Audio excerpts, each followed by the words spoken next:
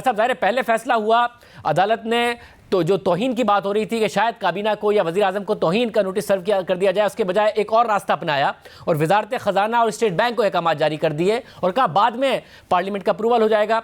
आज काबीना की तरफ से तो बात आगे बढ़ाई गई और पार्लियामेंट का फिर कवर लिया गया, पार्लियामेंट ने फिर मुस्तरद कर दिया। कि आपको यकीन है कि काबीना को और वज़ीर आज़म को किसी भी तौहीन से आप बचाने में कामयाब हो गए हैं और पार्लियामेंट और अदालत ही आमने सामने खड़े हैं?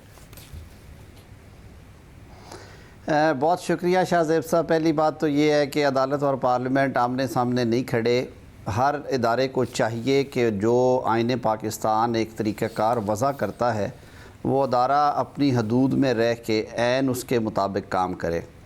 जहाँ तक फ़ेडरल कंसोलिडेटेड फ़ंड का ताल्लुक़ है, मासवाए चार्ज्ड एक्सपेंडिचर के जिनका ज़िक्र आर्टिकल 81 में बड़ी वजाहत से कर दिया गया है, उसमें सुप्रीम कोर्ट के जज साहबान की तनख्वाहें और उनसे मुतल्लिक़ा अखराजात, इस्लामाबाद हाई कोर्ट के जज साहबान की तनख्वाहें और उनसे मुतल्लिक़ा अखराजात, इलेक्शन कमीशन के कमिश्नर और मेंबरान की तनख्वाहें और उनके दफ्तर के अखराजात, और इसी तरह कौमी असम्बली और सेनेट के सेक्रेटेरिएट और चेयरमैन स्पीकर की तनख्वाहें और उनके अखराजात हैं। इसके अलावा चार्ज्ड एक्सपेंडिचर जो भी होगा वो एक्ट ऑफ पार्लियामेंट के ज़रिए बनेगा या आइन में कहीं और दर्ज किया गया होगा। आपको याद होगा कि जब पहले ये मामला शुरू हुआ और सुप्रीम कोर्ट ने कहा कि फ़ंड्स जो है फेडरल गवर्नमेंट मुख्तस करे, तो फेडरल गवर्नमेंट एक डिमांड के लिए एक्ट बनाने के लिए लेके गई थी कि बजट हम दे चुके थे, हमारा ख़्याल था कि इंतखाबात 2023 में होने हैं, इस दफ़ा सिर्फ 5 अरब की एलोकेशन थी, अब 21 अरब और मांग लिया गया, बल्कि 43 अरब मांगा गया था एक स्टेज पे। तो आप इस एक्ट के ज़रिए हमें इख्तियार दें कि इसे वन टाइम लॉ बना के चार्ज एक्सपेंडिचर की मद में कर दिया जाए ताकि उस पर वोट ना कराना पड़े। लेकिन कौमी असम्बली ने वो तजवीज़ रद्द कर दी, फ़ाइनेंस कमेटी ने भी उसे रद्द किया और सेनेट की जो एडवाइज़री उसमें एक किस्म का रोल है, सेनेट की फ़ाइनेंस कमेटी ने भी उसे रद्द किया। दोबारा अदालत ने सेक्रेटरी ख़जाना को कहा कि स्टेट बैंक को कहा कि आप 21 अरब रुपया जारी करेंगे subject to approval by finance division, और AGPR को शायद हदायत जारी की और इलेक्शन कमीशन को वसूल होने थे। और साथ सुप्रीम कोर्ट को पता था कि सारी एक्सरसाइज जो है ये वफाकी हुकूमत और असम्बली की अप्रूवल के बगैर नहीं हो सकती, तो उन्होंने कहा कि उसके बाद फिर एक्स पोस्ट फैक्टो अप्रूवल ले ली जाए। आइन के आर्टिकल अगर 82 क्लॉज 2 को देखें और फिर आइन के आर्टिकल 84 को पढ़े तो बिल्कुल वजाहत के साथ ये दर्ज है कि जो चीज़ें एलोकेटेड, जो फंड्स एलोकेटेड नहीं हैं और अगर किसी हेड में नए सिरे से या उसमें इजाफे के लिए रकम दरकार है तो उसके लिए आपको कौमी असम्बली से इजाज़त लेना है। फेडरल कंसोलिडेटेड फ़ंड की जो एक तरह से जो ट्रस्टी है मगर ऐवान है, मगर साहब ये होता है ना कि हुकूमत बजट देती है, उसके बाद पूरे साल में बहुत सारे ऐसे हेड्स होते हैं जिसमें जो एलोकेटेड होता है उससे ज़्यादा खर्चा हो जाता है, वजारतें खर्च कर लेती हैं, बाद में पोस्ट अप्रूवल पार्लियामेंट से ले लिया जाता है। ये बहुत ज़्यादा दफ़ा होता है। इस दफ़ा भी अदालत ने वो रास्ता अपनाने को कहा, मगर आपने पहले वो रास्ता बंद कर दिया और आज पार्लियामेंट से कहा नहीं मुस्तरद करते हैं। तो अदालत, आपको लगता है कि वो रास्ता बंद हो गया या अदालत एक नया रास्ता कल निकाल लेगी और वजारत ख़जाना या स्टेट बैंक को कोई नए अहकाम जारी किए जा सकते हैं? नहीं, रास्ता बंद नहीं किया गया। देखिए शाह साहब, कुछ चीज़ें दीवार पे लिखी होती हैं। कौमी असम्बली ने जिस तरह से ये सारे केस को डील किया गया और जो पहले 4 जज साहबान के फ़ैसले की जिस तरह से बेतौकीरी की गई, मैं ये कहूँगा, और जिस तरह से जो मिनॉरिटी का डिसीजन था उसको ऑर्डर ऑफ कोर्ट के तौर पे हुक्म जारी किया गया। मैं तो ऑन रिकॉर्ड हूँ, मैंने तो 20 मिनट के अंदर अंदर ये राय दी थी और लोगों ने उस पर हंसे थे। यही फवाद चौधरी साहब छोटे भाई हैं मेरे, लेकिन ज़रा ज़ुबान उनकी ज़रा ज़्यादा दराज है। उन्होंने कहा जिन्हें को रूहें नज़र आई हैं, जज तो नहीं थे वहाँ पे।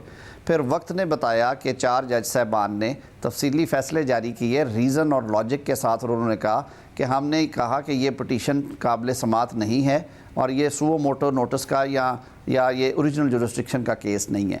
तो कौमी असम्बली ने एक करारदाद भी पास कर रखी है जिसमें उन्होंने हुकूमत वक्त को, फेडरल गवर्नमेंट को हुक्म दे रखा है कि कौमी असम्बली की नज़र में फ़ैसला 4-3 वाला है, तो आपने 3 जजेस वाले फ़ैसले पे अमल दरामद नहीं करना जब तक ऐवान की आपको इजाज़त ना हो।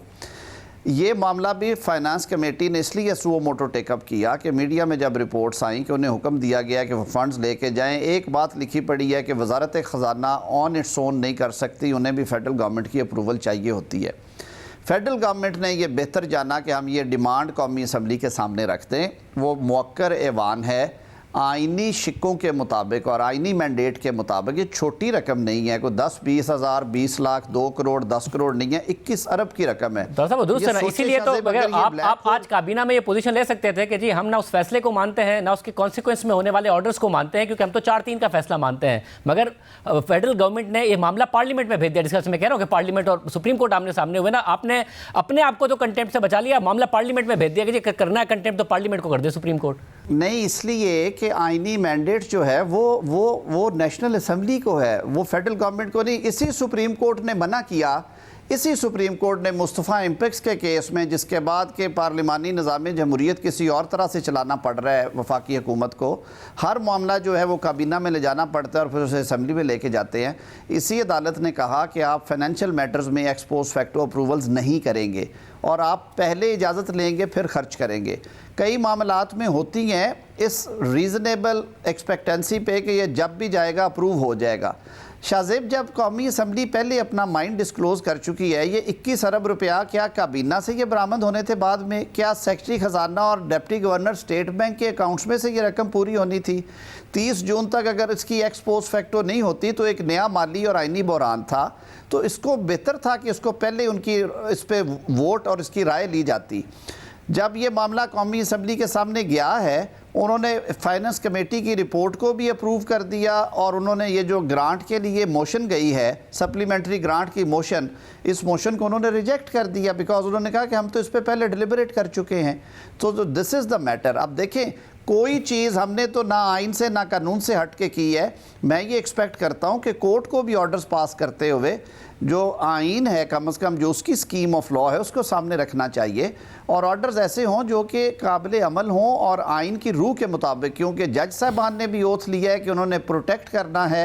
मगर जज साहबान की रीडिंग नजर आ रही है ना, जिन्होंने ये केस सुना है कि जी उनकी रीडिंग ये है कि जी आइन ने मैंडेट दिया है और आइन ने इस बात को लाजमी करार दिया है कि 90 दिन के अंदर इंतखाबात हों और वो लिमिट पहले ही क्रॉस हो गई है।